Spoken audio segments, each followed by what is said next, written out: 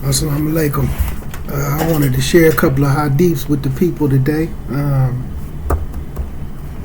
Hadiths, and I'm going to use Sunan Ibn Majah, right? And this is from the chapter of tribulations, trials, hard times, right? Just a couple of hadiths. And one where it says, this is in chapter 24. The title of it is Hard Times, right? Muawiyah said, I heard Rasulullah sallallahu alaihi wasallam say, there's nothing left of this world, in this world, except for trials and tribulations, right? So of course in the Arabic it uses the terms fitna. So in the lifetime of the Rasulullah, he told Muawiyah, there's nothing else left in this world except for fitna. So this was during the lifetime of Rasulullah sallallahu alaihi wasallam. So that's enough for us to realize that in our day and time, fitna is something that we're going to have to learn how to deal with. I heard some scholars describe fitna as, of course, it's trials and tribulations, but it's a type of fitna that make it difficult for you to practice Islam correctly, right? That don't mean so a fitna could be something to where it's causing you to not pray on time. You still praying, but due to certain things, you're not praying on time, such as, maybe your TV shows, the NBA, social media. So fitna is the type of trial. That's what I heard some scholars say. They describe fitna as something that's make it difficult for you to practice Islam properly. So it gives a couple of examples of some fitnas, right? So what it says is, fitna or trials come in all stages of life. It's a comfort in life is a fitna, and discomfort is also a fitna. So a believer, this is the taqreed, right? And there's some advice in this. So a believer should always perceive the dearest acts to Allah, and then you should put those acts into practice constantly. You should focus on those extra things. So you might want to go dig into the hadiths and see what's the dearest deeds to Allah. Look at your Quran. But this is some advice because of the trials and the fitnas, that there's nothing left in the world but fitna. Subhanallah. So you have to find those dearest, those deeds, those acts of ibadahs, and just those extra things that's dearest to Allah, that Allah loves, that's extremely pleasing to Allah, and stick to those things. Add it on to everything else, but stick to those things so that you could kind of be in a better place with Allah. And some of the fitna can be eased for you. So the next hadith after it, which is kind of beneficial to me, because this one is narrated by Abu Huraira. And Abu Huraira, may Allah be pleased with him, said that the Messenger of Allah sallallahu alaihi wasallam said, there will come to the people years of treachery, debauchery, just a bunch of foolishness. So one thing I like to do when I study, and then I look at the Arabic, but I look at the word that they choose to translate, and then I look at it from look up the definition of it instead of what the definition I think it is or the way we use it in America, so that I can get a better understanding of exactly what they meant when they translated it. So just for this purpose, we're going to look up the word treachery, right? They put it as, one of the definitions of treachery is betrayal of trust,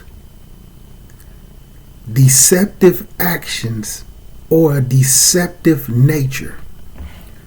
So basically it's saying there's going to come to the people years where it's just going to be a whole bunch of betrayal, a whole bunch of deceptive practices, a bunch of deceptive actions, and then to the point where the people just going to be deceptive in nature. Like it's just going to become a part of your nature to be deceptive. So you look at some of the world that you look in and some of the treacheries, like the creation of COVID viruses, certain things like what they doing with the food, some of this trickery where you go to your little favorite steak restaurant and they done cut up the scraps of the steak, the worst parts of the steak, right? And then they put on what's called meat glue. And this meat glue consists of pig blood enzymes. So what it is, like when you get a cut, right? When you get a cut, and your cut might be opened up, even if you don't get stitches, eventually that cut is going to heal back up and close back up. What closes that cut up is particular enzymes and stuff that's in your blood. They take that from a pig and then mix it with a powder. And then they put that powder all over the meat, these scraps of meat, and then form them up into one steak. And they do it a lot with filet mignons. That's why they wrap that bacon around it so it'll stay in that round circle, and then they put it in the refrigerator. And then when they take it out, it'll be a solid steak because of that pig's blood made it all stick. And some Muslims go to the restaurants and get these steaks. So when you look at a lot of these restaurants nowadays, a lot of them don't have steaks with bones in them. They doing your ribeyes, they doing your so-called New York strips or Kansas City strips, basically the same cut. Your filet mignons, or call it a sirloin, but your T-bones, your porterhouses, unless it's your real expensive restaurants. But they got a lot of boneless steaks, right? And a lot of that stuff it has meat glue on it. This is deception. Then we're not even going to really get into the deception in Islam that you have to deal, not in Islam, but in the Muslims. You can see on social media all the time where sisters putting their trust in another sister who make garments. Send the money to the sister. Sister say, I had your garment done in 2 weeks, and 2 months they ain't got their garment. They knew that they wasn't going to have their garment in 2 months. Or get their garment, go to try their garment on, as soon as they pull and move an arm, then the whole garment rip. This is deceptive. And then deceptive in nature because they set out to deceive these people. So, not to really go deep in that, but, and this I'm using these words because this is part of the definition of treachery. Right? That definition of treachery, where there's going to be a lot of betrayal and there's going to be a lot of deceptive practices and actions, and the people are going to start to become deceptive in nature. So you even look at some of the Muslims, man, who get together and try to come together as a union, a nikah. They want to marry each other. You ever notice a lot of the times they start off deceiving each other? So their nature is to start off with deception. So the Rasul said there's going to come to the people years of this treachery, years of these type of behaviors. And then it says part of it is going to be when the liar will be regarded as honest, as the truthful one, as the one that you should trust, the one you should put your faith in. This is the liar. And then the honest, truthful one, the one that you should put your trust in, right, will be regarded as a liar. Sometimes you see a brother meet a sister and she extremely truthful. She's so truthful to the point it's too good to be true to him. There's no way. And vice versa. There's no way this brother is really like this.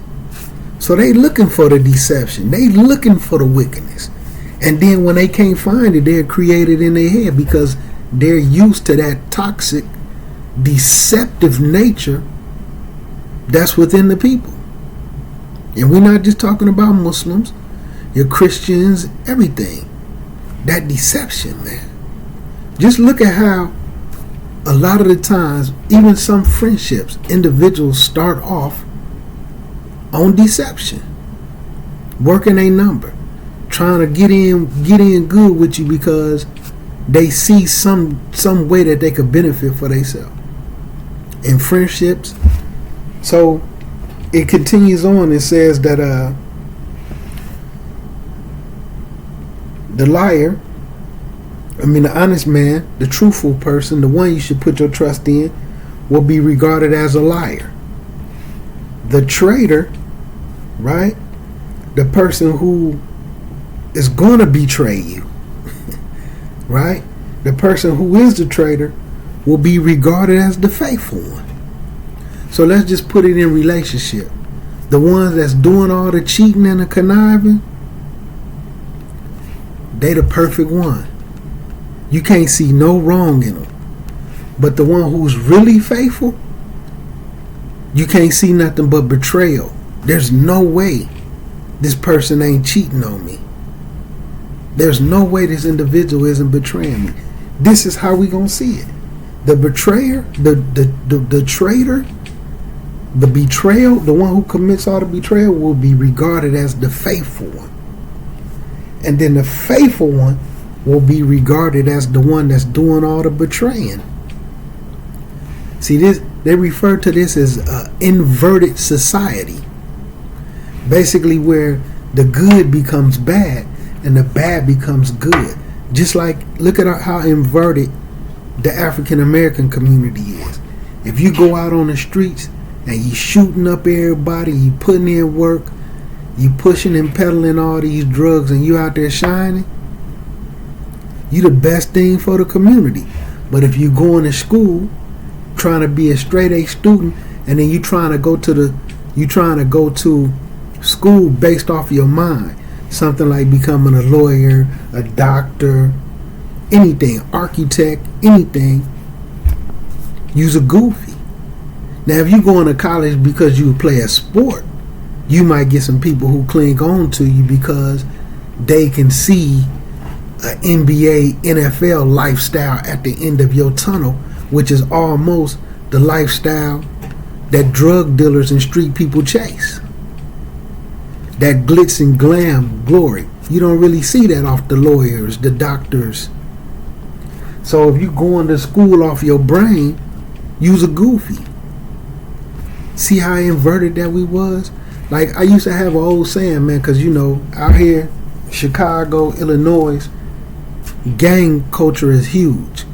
So I used to look at some of the gang cultures, and it's amazing that a lot of these gang leaders, like a lot of people outside of the stuff you done heard of, like your Larry Hoovers, a lot of people don't know Larry Hoover Muslim now. Larry Hoover been Muslim. But they don't know that. Jeff Ford was a Muslim before he got locked up. I mean, he came in on the Moorish American side of it, but then, he Muslim. That's why a lot of these gangs had Islam in their literature. But imagine had they been up on Islam before the corruption and all these individuals that they guided to the streets to being treacherous. Just imagine if 90% of them got guided into going to college to get an education, to become doctors, lawyers, or, even said police officers, ambulance drivers. You know what I'm saying? Although they black, and although, being a cop is the wrong thing, being a criminal is everything, but some of these cops that's killing black people and locking black people up, planting drugs on them, probably wouldn't be happening if we had black police officers. If we had black judges, the little stuff you hear about white judges taking behind the closed doors checks, getting $2,000-$3,000 for every single juvenile that they lock up for long sentences that's black. You know what I'm saying? You getting 3 G's and then you locking up 5 juveniles per day. That's like 15 G's.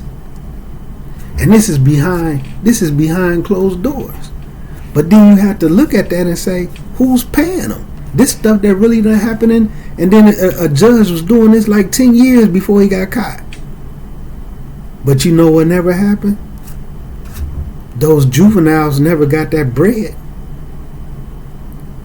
You done locked up thousands of black juveniles. So just imagine, but had they geared us towards that direction, the gang members, even in your California, your Bloods and your Crips, and then you start to see some of those big leaders and people who had a little rank, they Muslim now. But that gang culture is still in their heart because we in an inverted society where what's good is bad and what's bad is good, right? And this is the prediction from the Rasul that it was going to get this way, right? So it also says, it continues to say, and the faithful man will be regarded as the traitor, the ones that's doing all the betraying, and the Rabidah will decide the matters, right? They're gonna. So it said, well, what are those? What does this term mean? It said they vow and base men who control the affairs of the people.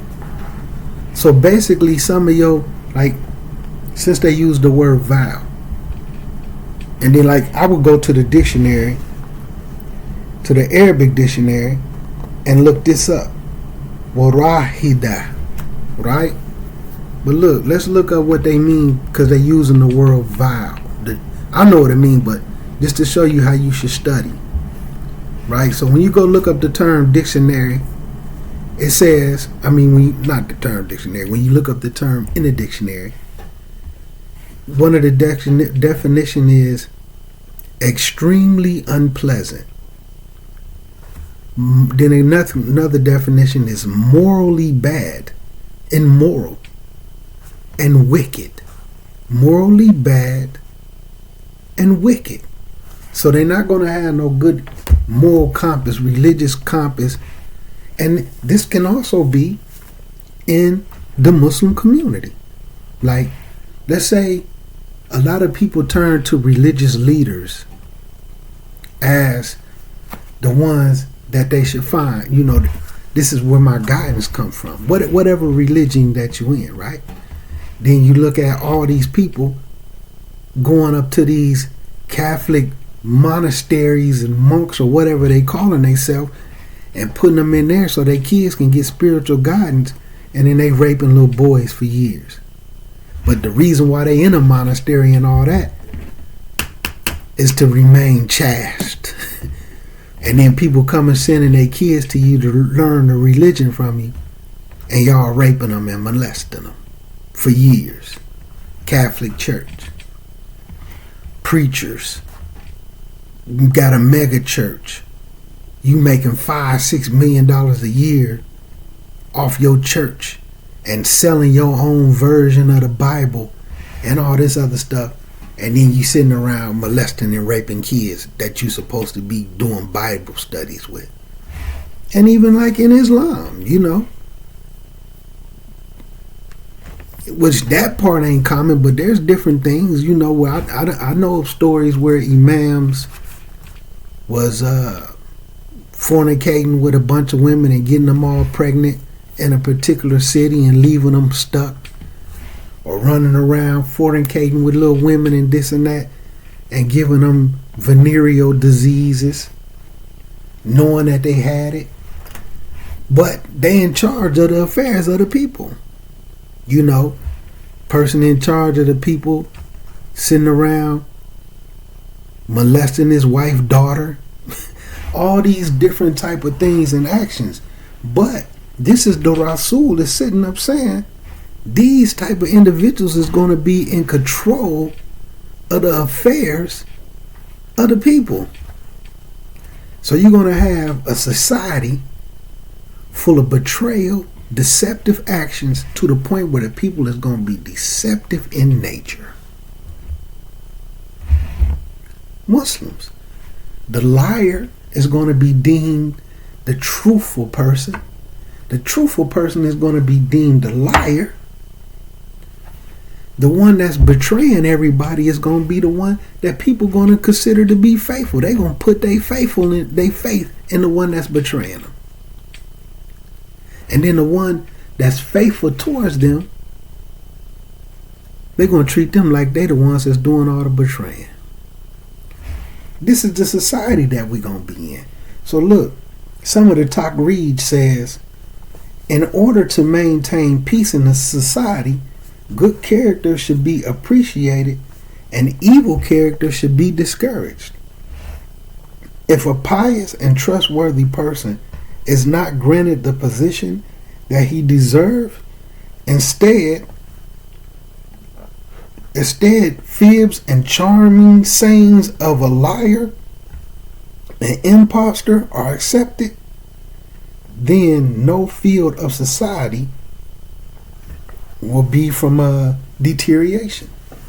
So you basically, we're saying charming sayings, you got fibs, right? Instead of the good trustworthy person being in a position, we know fibs is telling lies.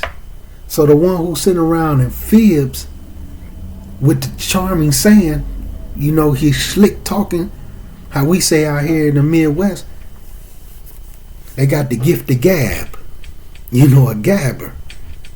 You know what I'm saying? Talk you into a hole in the wall. And so charming sayings of a liar and an imposter. Right? And what they talking about, they slick saying, they gift the gab, all they fibs, and they're lying apart and an imposter, but they are the ones that accept it. This is a society that's headed towards deterioration. These is our politicians. They deceiving us to get into office. So just to touch one last hadith on tribulations. So these is the things. So we've been warned, Quran and Sunnah, what the society is going to start to look like. Now, when you go into your Quran, it shows how particular societies had these things going on, and Allah destroyed the whole entire society. So what came with that was, look at the people that came before you, and look what happened to them. Be opposite of them. But if you choose to go down the path that they went, then you're going to meet the same fate. If not in this life, until it lands you in the hellfire where you're going to get torched. So, this one last hadith, and these are things, every hadith that I'm reading, you could see in today's time. Right? So this one, narrated by Abu Hurairah as well. The Messenger of Allah sallallahu alaihi wasallam said, by the one in whose hand my soul is, this world will not pass away. So it's not going to end until a man will pass by a grave Now I say they will roll on it, but because this is them trying to use some of the best terminology to put it in English and to paint a picture. You might not get on it and roll over like how a dog roll over his back, or like a person rolling on the ground when they on a fire. But they might get on their hands and knees, or like a Christian or something. It don't necessarily have to be a Muslim, but it's going to be a person that's going to do this. Or they might lay on that grave in some form or fashion, right? And they will say, I wish that I were in your place. I wish I can change places with you. Right? I wish I were in a place. I wish I was in that grave. And you can, I wish I could change places with you. Going to look at them like they're lucky. You lucky to be in that grave. I would rather be in that grave than you be alive, right? And then it says, and the reason for that, it won't be for religious motives. Like, what it's meaning by religious motives is, I wish I could just go, I done did enough good. I'd rather die right now and be in that grave so that I won't sin anymore and I can get to Jannah. Even though, some people can feel like I've done enough to get to Jannah. Because you can look at Hadith where certain individuals, when they get to that questioning, and they be like, I don't want to get in off mercy. I want to get in off my good deeds. I'm good. You know what I'm saying? I done judge myself. And then come to find out, you really ain't done enough. You see what I'm saying? You ain't even done enough to pay for your vision, for the eyesight that you've been blessed with your entire life. You was born able to see. From the moment you opened your eyes, you was able to see. Till you passed away. You ain't even done enough deeds to pay for your eyesight.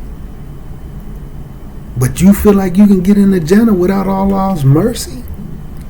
So there do be individuals that feel that way. But right now, my point is, with this hadith, why y'all think people kill themselves? People jumping off buildings, people spending $2,000-$3,000, man, on a luxury cruise. It just happened recently. An African American brother, man, put it, and even took his family, gathered his family up, and went on a cruise. And then waited till they got way up in the middle of nowhere and left up out his room 1-2 o'clock a.m. and climbed to the top of the ship, to a high point of the ship, and jumped off into the ocean on a luxury cruise. These is individuals that would rather be in a grave than here. Suicide is at an all-time high. You can look through Chicago, man. It's kids 14, 15 killing themselves. You ain't even got a chance to live life. But they would rather die, man, than continue, because the lives they done seen, people, the cycle of violence, the cycle of what's going on. They so hopeless. They killing themselves. You know what I'm saying? Not just there, but I mean all over the place. This is these hadiths, man. Some individuals would rather be in the grave and looking at people in the grave as if they the lucky ones. And this isn't for a religious motive. It says this reason, and the reason for that will not be for any religious motive. Rather, it will be because of all of the calamity that's going on in this world. Financial issues, marital issues, family issues. Right now, you have kids and parents that can't get along, don't want to get along. You got kids and parents, it don't bother them none if they never speak ever again.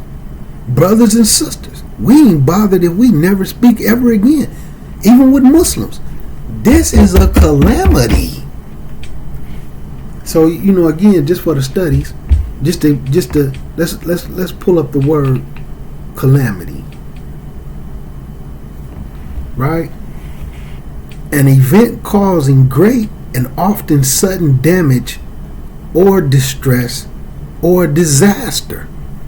You know, some people can somebody could have done something to as a kid, and they just it affected them so much as a kid. You know, they could have got touched or anything happened to them as a kid, and it affected them their whole life, all the way up to their 50s and 60s.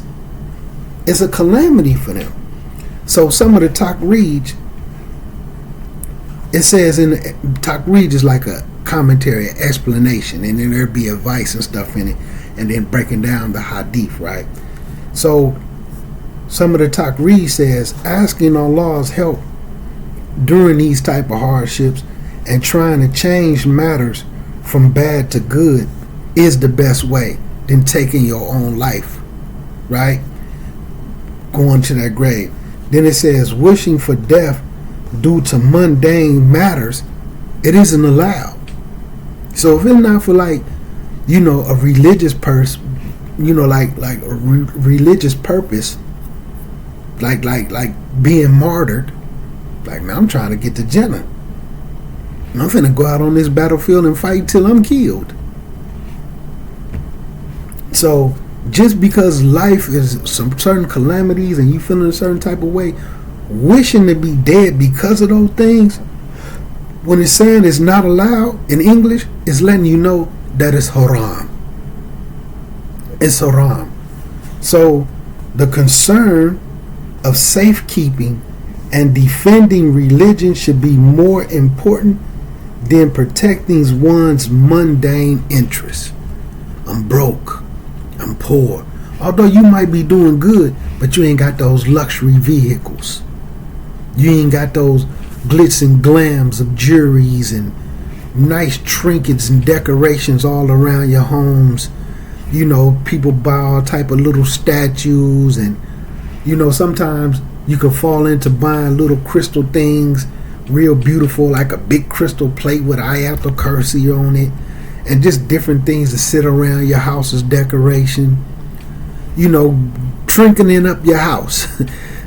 You know, big TVs, leather furnitures.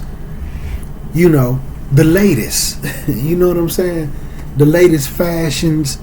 You know, you ain't got the latest kicks. You know, you ain't got the best new 200-300 sneaks on your feet, and now life is horrible to you, but you don't even want to get up and go out there and chase those things. You want it to fall on your lap. Or like some sisters, I want to marry a dude to do it for me. I ain't finna go out there. I'm not even finna get that type of life for myself, but hopefully I can find a dude to do it for me, and then vice versa. Some of these brothers, nah, I ain't finna go out there and put that work in and support myself. Let me find one of these little Section 8 sisters. She ain't got no ring anyway. No harm, no foul. Let me go play her couch. You know what I'm saying? So, alhamdulillah, man. So just a little bit of benefit, man, from some hadiths, man, on tribulation, man, that we really need to get it together, man. And it's these things have been predicted, and these things is coming. And as we can see it, when you look to these hadiths and you start to see these things going on, and it's letting you know these things are signs of the hour. Plus, they also warnings that if you see these type of things, if you live to see this type of things, then what was one of the advices that you should do? Go and look out the deeds and the things that's dearest to Allah, and start acting up on them. Go out there and find the deeds that's dearest to Allah and start acting up on them. Putting them into practice. You know what I'm saying? Assalamu alaikum wa rahmatullahi wa barakatuh.